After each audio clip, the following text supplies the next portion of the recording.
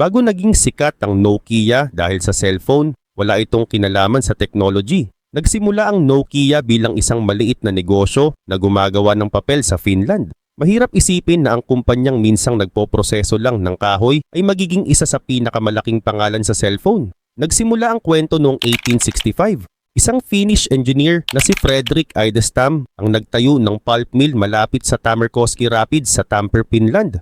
Ang pulp mill ay isang factory na ginagawang malambot na material ang kahoy para magamit sa paggawa ng papel. Maganda ang Finland para sa ganitong negosyo dahil maraming kagubatan at malalakas na ilog na pwedeng gamitin bilang source ng power. Lumago ang negosyo ni Idestam. Noong 1868, nagtayo siya ng pangalawang mill malapit sa Nokianvirta River at sa bayan ng Nokia. Mula sa pangalan ng lugar na ito nanggaling ang pangalang Nokia. Noong 1871, binuo ni Fredrik Idestam at Leo Mechelin ang kumpanyang Nokia AB. Sa loob ng maraming taon, papel at mga produktong galing sa kahoy ang pangunahing negosyo ng Nokia. Pero hindi na natili roon ang kumpanya. Noong 1896, nagretiro si Idestam. Si Leo Mechelin naman ang naging isa sa mga namuno sa Nokia. Nakita niya na pwedeng gamitin ang malakas na agos ng ilog para gumawa ng electricity. Kaya pagsapit ng 1902, pumasok din ang Nokia sa paggawa ng kuryente. Habang lumalaki ang Nokia, may dalawa pang Finnish company na mabubuo at magiging mahalagang bahagi ng kwento nito. Ang una ay Finnish Rubber Works. Gumagawa ang kumpanyang ito ng rubber boots, gulong at iba pang produktong gawa sa goma. Ang pangalawa ay Finnish Cable Works na itinatag noong 1912. Gumagawa naman ito ng mga cable para sa kuryente, telegraph at telephone. Sa paglipas ng panahon, naging konektado ang tatlong negosyo. Pagsapit ng 1922, ang Nokia, Finnish Rubber Works at Finnish Cable Works ay nasa ilalim na ng magkakaugnay na pamamahala. Pero magkahiwalay pa rin silang mga kumpanya. Nagbago yun noong 1967. Pinagsama ang tatlong kumpanya at nabuo ang bagong Nokia Corporation. Dahil sa pagsasamang ito, napakaraming klase ng produkto ang ginagawa ng Nokia. Gumagawa sila ng papel, rubber products, gulong, cable at iba't ibang electronic equipment. Ibig sabihin, malayo pa rin ang Nokia sa pagiging kumpanya na nakatuon lamang sa cellphone. Pero may isang bahagi ng Nokia na unti-unting magiging napakahalaga. Ito ang electronics at telecommunications. Noong 1960s at 1970s, nagsimulang gumawa ang Nokia ng mga radio at communication equipment. Gumawa rin ng kumpanya ng equipment para sa Finnish military at pumasok sa negosyo ng telephone networks. Habang umuunlad ang communication technology, nagsimula ring gumawa ang Nokia ng mga mobile phone na ginagamit sa sasakyan. Noong 1982, inilabas ang Mobira Senator. Isa itong car phone na ginawa para sa Nordic Mobile Telephone Network o NMT. Malaki at mabigat ito kumpara sa cellphone ngayon. Hindi rin ito madaling dalhin dahil ginawa talaga ito para gamitin sa sasakyan. Pero mahalaga ang Mobira Senator dahil ipinakita nito na kaya ng Nokia gumawa ng mobile communication equipment. Sa mga sumunod na taon, mas lalo pang nag-focus ang Nokia sa wireless communication. Kasabay nito may bagong system para sa cellphone na ginagawa sa Europe. Tinawag itong GSM. Ang GSM ang tumulong para mas madaling magamit ang cellphone sa iba't ibang bansa. Malaki ang naging tulong ng Nokia sa paggawa ng GSM technology. Noong July 1, 1991, ginawa ng Prime Minister ng Finland na si Harri Holkeri ang unang official GSM phone call gamit ang Nokia equipment. Mahalaga ito para sa Nokia dahil nagsisimula ng lumipat ang mundo sa digital cellphone at isang Nokia sa mga kumpanyang nanguna sa bagong technology. Pero may malaking problema. Noong early 1990s, dumaan sa matinding economic crisis ang Finland. Bumagsak din ang Soviet Union na matagal ng malaking trading partner ng maraming Finnish company. Kasabay nito, nahihirapan din ng Nokia at kailangan nitong magdesisyon kung ano talaga ang gusto nitong maging kumpanya. Noong 1992, naging CEO ng Nokia si Jorma Ollila. Dati siyang namamahala sa mobile phone business ng kumpanya. Nakita ni Ollila na malaki ang magiging future ng telecommunications. Kaya gumawa ang Nokia ng malaking pagbabago. Unti-unti nitong ibinenta o iniwan ang maraming negosyo na hindi konektado sa telecommunications. Hindi na nito gustong hatiin ng oras at pera sa napakaraming produkto. Sa halip, mas nag-focus ang Nokia sa mobile phones at communication networks. Napakalaking risk nito. Ang Nokia ay dating kumpanyang gumagawa ng napakaraming produkto. Ngayon umaasa na ang malaking bahagi ng future nito sa isang industriya na mabilis pa lamang lumalaki. Pero pagsapit ng 1990s, nagsimulang dumami ng mabilis ang mga taong gustong magkaroon ng sariling cellphone. At sakto ang Nokia sa tamang panahon. Ang dating kumpanya na nagsimula sa paggawa ng papel ay papunta na sa pagiging isa sa pinakamalaking cellphone company sa buong mundo. Noong early 1990s, hindi pa Nokia ang pinakamalaking cellphone company. Mas sikat noon ang Motorola at Ericsson. Pero naniniwala ang Nokia na darating ang panahon na hindi lang mga businessman ang gagamit ng cellphone. Naniniwala silang magiging normal na gamit ito ng ordinaryong tao. Kaya gumawa ang Nokia ng mga cellphone na mas maliit, mas madaling gamitin at mas abot kaya. Mahaba rin ang battery life ng maraming Nokia phone at naging kilala ang mga ito bilang matibay. Mabilis na lumaki ang Nokia. Noong 1998, nalampasan nito ang Motorola at naging pinakamalaking gumagawa ng cellphone sa buong mundo. Isa sa pinakasikat na cellphone ng Nokia ang Nokia 3310 na inilabas noong year 2000.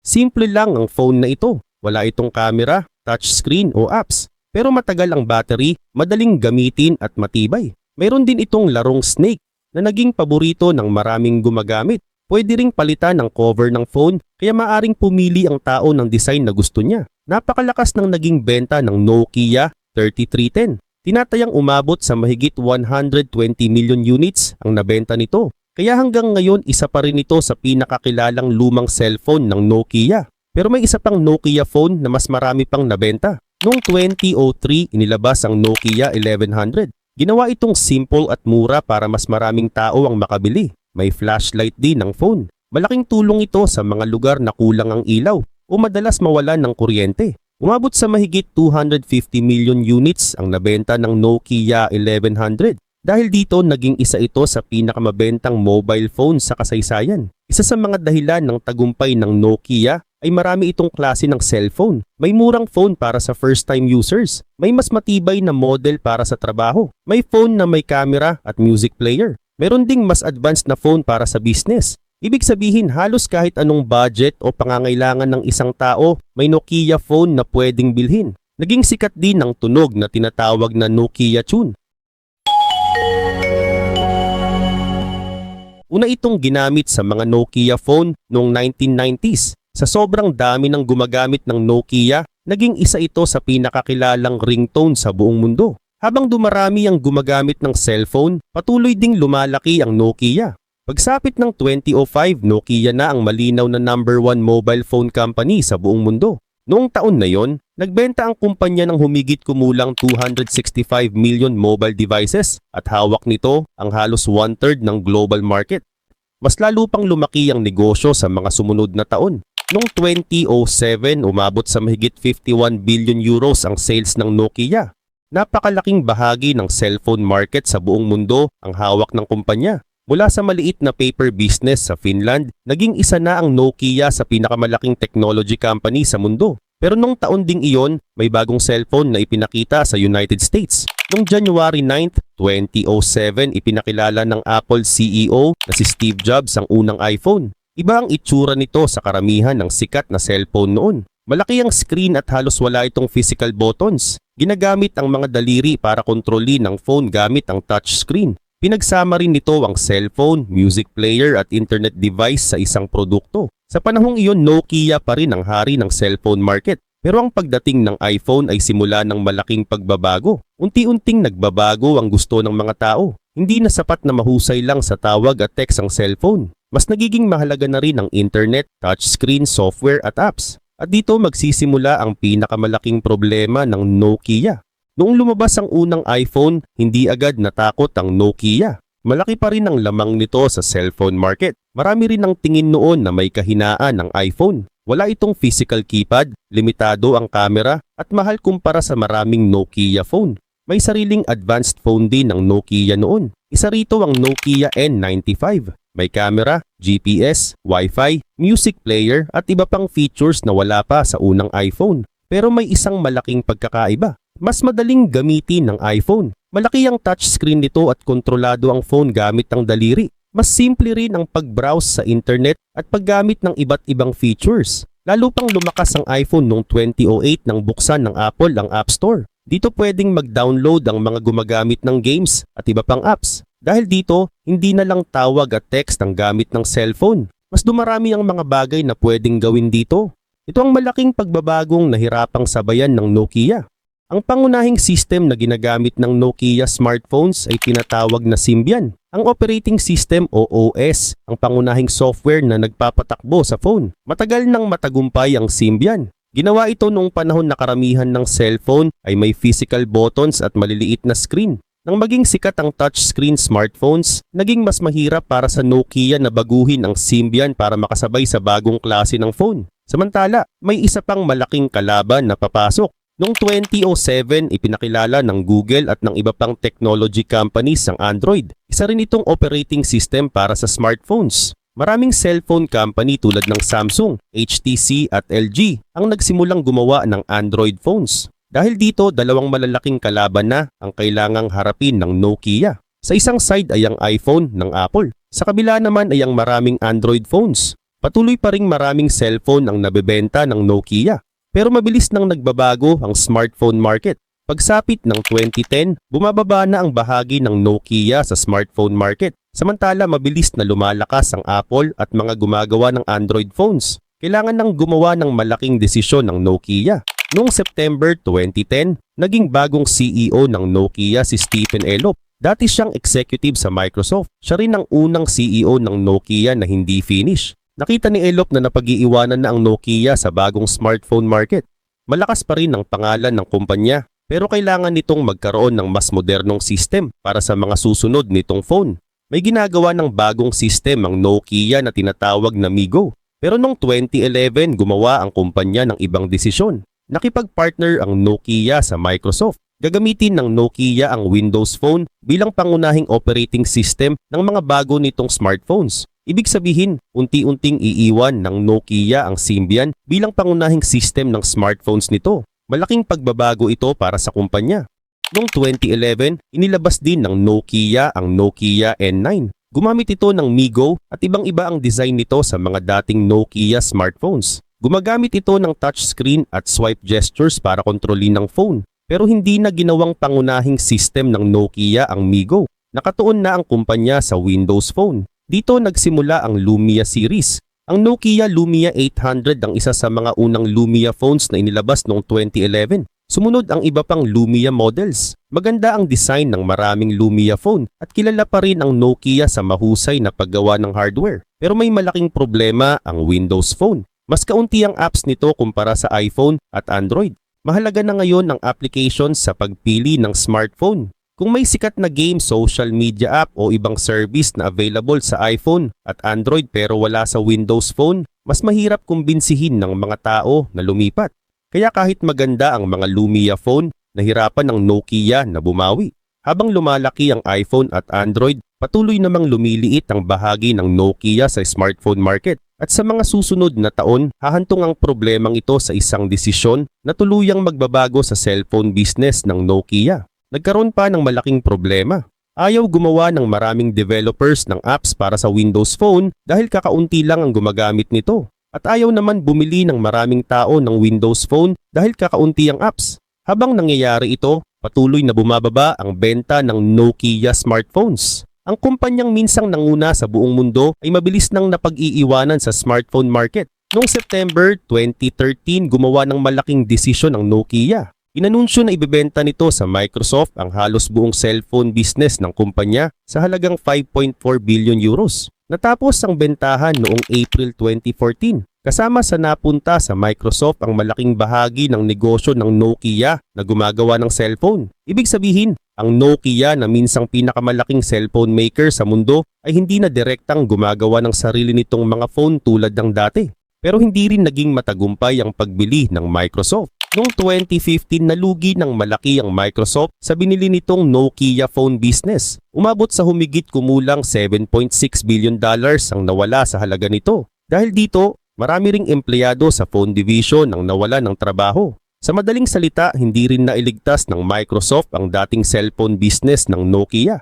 Pero mahalagang malinaw ang isang bagay. Hindi nawala ang Nokia bilang kumpanya. Ang ipinagbili nito ay ang malaking bahagi ng negosyo nitong gumagawa ng cellphone. Naiwan sa Nokia ang ibang negosyo nito, lalo na ang paggawa ng equipment na ginagamit sa communication networks. Noong 2015 gumawa ulit ang Nokia ng malaking hakbang. Binili nito ang telecommunications company na Alcatel-Lucent sa isang deal na nagkakahalaga ng humigit kumulang 15.6 billion euros. Dahil dito, lalo nitong pinalaki ang negosyo sa communication networks. Samantala, bumalik din ang pangalang Nokia sa mga cellphone. Isang Finnish company na tinatawag na HMD Global ang nakakuha ng karapatang gumamit ng Nokia brand sa mga mobile phone. Kalaunan, naglabas ang HMD ng mga Nokia branded Android phones at mga simpleng keypad phone. Noong 2017, bumalik din ang Nokia 3310 sa isang bagong version. Kahawig nito ang sikat na lumang model, pero may color screen at mas bagong features. Pero hindi na cellphone ang pangunahing negosyo ng Nokia Corporation. Mas nakatuon na ngayon ang kumpanya sa paggawa ng technology at equipment na ginagamit para sa mobile signal at internet networks. Hanggang ngayon malaking negosyo pa rin ng Nokia ang paggawa ng equipment para sa mobile, fixed at iba pang communication networks. Noong 2026, ang pangunahing negosyo nito ay nakaayos sa network infrastructure at mobile infrastructure. Kaya hindi talaga namatay ang Nokia. Ang nawala ay ang dating kapangyarihan nito bilang hari ng cellphone market. At malaking tanong pa rin kung bakit nangyari iyon. Hindi dahil hindi marunong gumawa ng magandang phone ang Nokia. Marami itong mahuhusay na engineer. Malakas ang pangalan nito at milyon-milyong tao ang nagtitiwala sa brand. Ang problema ay napakabilis magbago ng cellphone. Nung una, ang mahalaga sa cellphone ay tawag, text, magandang signal, mahabang battery at matibay na katawan. Pero pagkatapos dumating ang iPhone at Android, nagbago ang labanan. Mas naging mahalaga ang touchscreen, internet, apps at madaling gamitin na software. Malakas pa rin ang Nokia sa paggawa ng mismong phone. Pero nahirapan itong gumawa ng software at app system na kayang tapatan ng Apple at Android. Gumawa rin ng Nokia ng mga desisyon na hindi naging matagumpay. Iniwan nito ang Symbian at hindi ipinagpatuloy bilang pangunahing sistem ang Migo. Sa halip, pinili nitong tumaya sa Windows Phone. Hindi rin natin masasabi ng sigurado na magiging matagumpay ang Nokia kung Android ang pinili nito. Pero malinaw na mabilis na lumaki ang Android habang nahirapan ang Windows Phone na makahabol. Kaya sa loob lamang ng ilang taon, nagbago ang posisyon ng Nokia. Mula sa kumpanyang halos kahit saan ay may gumagamit ng kanilang cellphone, naging kumpanya itong halos nawala sa pangunahing smartphone market. Pero may isa pang mahalagang bahagi ng kwento. Maraming dating empleyado ng Nokia ang hindi nawala sa technology industry. May ilan na lumipat sa ibang kumpanya at mayroon ding nagtayo ng sarili nilang negosyo. Kaya ang kaalaman at experience na nabuo sa Nokia ay nakatulong din sa paglago ng technology industry ng Finland. At dito makikita kung bakit kakaiba ang kasaysayan ng Nokia. Nagsimula ito noong 1865 bilang negosyo na gumagawa ng pulp para sa papel. Pagkatapos, pumasok ito sa kuryente, rubber products, cable at electronics. Pagdating ng mobile phone, muling nagbago ang Nokia at naging pinakamalaking cellphone maker sa mundo. Pero nang magbago ulit ang technology, hindi na ito nakasabay ng sapat na mabilis. Ang Nokia ngayon ay hindi na ang Nokia na kilala natin noong panahon ng keypad phones. Pero buhay pa rin ang kumpanya. Gumagawa pa rin ito ng technology na tumutulong sa pagpapatakbo ng communication networks sa iba't ibang bahagi ng mundo. Ang kwento ng Nokia ay magandang paalala para sa mga negosyo. Kahit malaki at sikat ang isang kumpanya, pwede pa rin itong mapag-iwanan kapag hindi ito nakasabay sa pagbabago. Isa sa pinakamahalagang aral ay huwag maging kampante kapag malakas ang negosyo. Kapag mataas ang sales at kilala ang brand, madaling isipin na magiging maayos pa rin ang lahat sa mga susunod na taon. Pero mabilis magbago ang market. May bagong technology, bagong competitor at bagong paraan ng pagbili ang mga customer. Kaya mahalaga ang innovation. Ang innovation ay paggawa ng mas magandang produkto, service o paraan ng pagtatrabaho. Hindi ito kailangang laging malaking invention. Pwedeng simpleng pagbabago lang na nagpapadali sa buhay ng customer. Halimbawa, pwedeng mas mabilis na delivery, mas madaling payment, mas simpleng website o mas mabilis na customer service. Maliit man ang pagbabago, mahalaga ito kung may totoong problemang naaayos. Dapat ding makinig ang negosyo sa customer. Hindi sapat na maganda ang tingin ng kumpanya sa sarili nitong produkto. Ang customer pa rin ang magdedesisyon kung bibili at gagamit nito. Kapag paulit-ulit ang reklamo tungkol sa isang produkto, dapat alamin agad kung ano ang problema. Kapag may bagong produkto sa market na mabilis nagugustuhan ng mga tao, dapat ding pag-aralan kung bakit. Hindi ibig sabihin na dapat gayahin ng competitor. Ang mahalaga ay maintindihan kung ano ang kailangan ng customer at kung paano ito mas mahusay na maibibigay. Mahalaga rin ang buong experience ng customer. Hindi lang produkto ang dahilan kung bakit bumibili o bumabalik ang isang tao. Halimbawa, pwedeng masarap ang pagkain sa isang restaurant, pero kung sobrang tagal maghintay at mahirap mag-order, baka hindi na bumalik ang customer. Pwede ring maganda ang produkto ng isang online shop, pero kung magulo ang checkout o palaging delayed ang delivery, baka bumili na lang ang customer sa ibang seller. Kaya dapat tingnan ng negosyo ang buong proseso, mula sa unang makita ng customer ang produkto hanggang sa matapos ang pagbili at paggamit nito. Isa pang mahalagang aral ay magkaroon ng mas mabilis na desisyon kapag malinaw ng may pagbabago. Hindi ibig sabihin na dapat magdesisyon ng padalos-dalos. Kailangan pa rin ng research, pero hindi rin magandang sobrang tagal ng proseso. Kapag puro meeting at plano pero walang ginagawa, maaring maunahan na ng ibang kumpanya. Mas magandang gumawa muna ng maliit na test. Kung may bagong produkto, gumawa muna ng maliit na batch. Kung may bagong service, subukan muna sa ilang customer. Tingnan kung gumagana. Kapag maganda ang resulta sa kapalakihin, sa ganitong paraan, nakakapag-innovate ang negosyo nang hindi agad inilalagay sa malaking risk ang buong kumpanya. Mahalaga rin ang mga empleyado dahil sila mismo ang madalas unang nakakakita ng problema. Ang sales team ang nakakarinig kung bakit ayaw bumili ng customer. Ang customer service ang nakakakita ng paulit-ulit na reklamo. Ang engineers ang maaring unang makapansin na luma na ang technology. Kaya kailangang marunong makinig ang management. Kapag natatakot magsabi ng problema ang empleyado, maaring makarating ng huli sa mga boss ang totoong sitwasyon. Ang magandang leader ay hindi lang gustong makarinig ng magandang balita. Gusto rin niyang malaman agad kung ano ang hindi gumagana. Mas madaling ayusin ang problema habang maliit pa. Isa pang aral ay huwag ilagay ang buong negosyo sa iisang source ng kita. Kapag halos lahat ng kita ay galing sa isang produkto, pwedeng magkaroon ng malaking problema kapag bumaba ang demand dito. Pero hindi rin magandang pumasok sa napakaraming negosyo na walang koneksyon sa isa't isa. Mas magandang magkaroon ng ilang produkto o service na malapit pa rin sa pangunahing ginagawa ng kumpanya. Sa ganitong paraan, may ibang source ng kita pero hindi nawawala ang focus ng negosyo. Mahalaga ring tingnan kung saan papunta ang market, hindi lang kung ano ang malakas ngayon. Halimbawa, maaring malaki pa ang sales ng isang produkto. Pero kung bawat taon ay bumababa ang gumagamit nito, senyalis iyon na dapat nang maghanda. Samantala, maaring maliit pa ang isang bagong produkto ngayon. Pero kung mabilis dumami ang gumagamit, posible itong maging malaking bahagi ng market sa hinaharap. Kaya hindi lang dapat itanong ng negosyo, malakas pa ba ang sales natin? Dapat itanong din, ano ang mabilis na nagbabago sa market?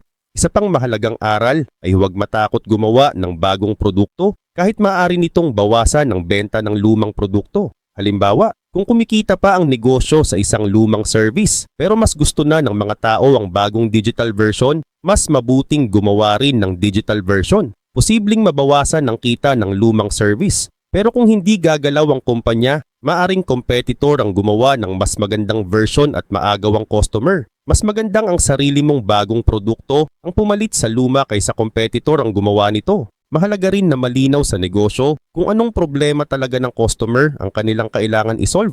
Halimbawa, ang isang taxi company ay hindi lang tungkol sa taxi. Ang kailangan ng customer ay makarating ng ligtas at mabilis sa pupuntahan. Ang isang restaurant ay hindi lang nagbebenta ng pagkain. Mahalaga rin ang bilis, convenience at magandang service. Kapag malinaw sa kumpanya kung ano talaga ang kailangan ng customer, mas madaling makita kung paano dapat magbago ang negosyo. Mahalaga rin ang pera sa innovation. Habang malakas ang negosyo, magandang maglaan ng budget para sa research, testing, training at bagong produkto. Huwag hintaying bumagsak na ang sales bago magsimulang maghanap ng bagong idea. Kapag malakas pa ang negosyo, mas may pera at oras para sumubok. Kapag malaki na ang problema, mas limitado na ang pwedeng gawin. Kailangan ding marunong huminto sa produktong hindi na gumagana. May mga kumpanya na patuloy na gumagastos sa isang produkto dahil malaki na ang perang nailabas nila rito. Pero hindi sapat na dahilan ang dating gastos para ipagpatuloy ang isang produktong wala ng magandang future. Ang dapat tingnan ay kung ginagamit pa ba ito ng customer at kung may chance pa ba itong kumita. Kung wala na, maaring mas magandang ilipat ang oras, tao at pera sa mas magandang opportunity. Mahalaga rin na sumabay ang skills ng empleyado sa pagbabago ng negosyo. Kapag may bagong technology, kailangang matuto rin ng mga tao sa kumpanya. Halimbawa, kung mas nagiging mahalaga ang online selling, kailangang matutunan ng negosyo ang digital marketing, online payment at delivery. Kung mas mahalaga na ang software, kailangang magkaroon ng mga taong marunong gumawa at mag-improve nito. Hindi sapat na bumili lang ng bagong technology. Kailangan ding marunong gamitin ng mga tao ang bagong technology. Mahalaga rin ang data sa paggawa ng desisyon. Dapat alam ng negosyo kung aling produkto ang lumalakas, alin ang humihina, ano ang madalas ireklamo, at bakit may customers na umaalis. Pero hindi rin dapat puro numbers. Makipag-usap pa rin sa customers. Basahin ang feedback, pakinggan ng employees na direktang nakikipag-usap sa kanila. Kapag pinagsama ang data at totoong feedback, mas malinaw kung ano ang dapat ayusin. Mahalaga ring gumawa ng plano bago dumating ang problema. Ano ang gagawin kung may bagong malaking competitor? Ano ang gagawin kung bumaba ang sales? Ano ang gagawin kung tumaas ang gastos? Ano ang gagawin kung may bagong technology na maaring pumalit sa kasalukuyang produkto? Hindi kailangang hulaan ng eksakto ang future. Ang mahalaga ay may plano kung may biglang pagbabago.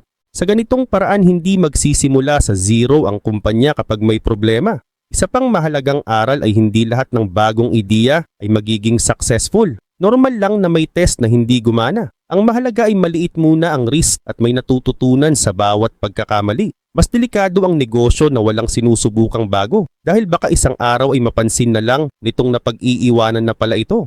Kailangan din malaman kung kailan dapat humingi ng tulong sa labas. Hindi lahat ng technology at skills ay kailangang gawin mismo ng kumpanya. Minsan mas mabilis bumili ng technology, kumuha ng partner o kumuha ng bagong expert. Ang mahalaga ay piliin kung ano ang dapat gawin mismo ng kumpanya at kung ano ang mas magandang kunin mula sa ibang specialist. Mahalaga rin ang malinaw na direksyon mula sa mga leader.